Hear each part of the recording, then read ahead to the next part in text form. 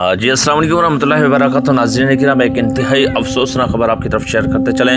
دعوت اسلامی کے مرکزی سینئر ترین نعت خواں الحاج امین اتاری، ان کو ہارٹ اٹیک دل کا دورہ ہوا ہے۔ ہم چھوٹوں کو پیار دینے اور حوصلہ بڑھانے والے عظیم ثناخوان مصطفیٰ حاجی امین اتاری، الحاج امین اتاری کو اس وقت ہارٹ اٹیک ہوا ہے۔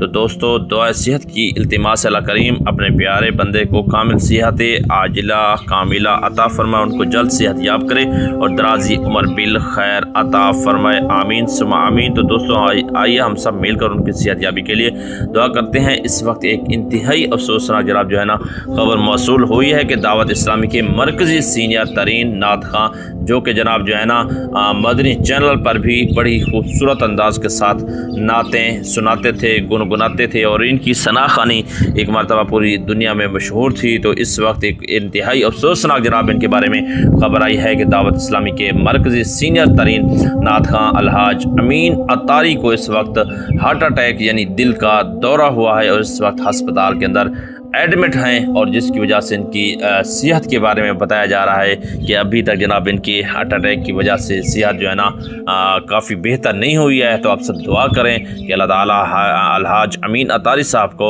جناب اس طرح ہارٹ اٹیک دل کا دورہ والی بیماری سے بچائے اور ان کو جلد از جلد شفاء کامل عاجلہ عطا فرمائے۔ اللہ تعالیٰ اپنے پیارے اللہ کریم اپنے پیارے بندے کو کامل صحت عاجلہ کامل عطا فرمائے اور ان کو جلد از جلد صحت یاب کرے۔ یہ ایک بہت بڑے دعوت اسلامی کے لیے قیمتی سرمایہ ہے اور انمول ہیرا ہے، کیونکہ یہ مدنی چینل کی شان ہے، مدنی چینل کی جان ہے، مدنی چینل کی پہچان ہے۔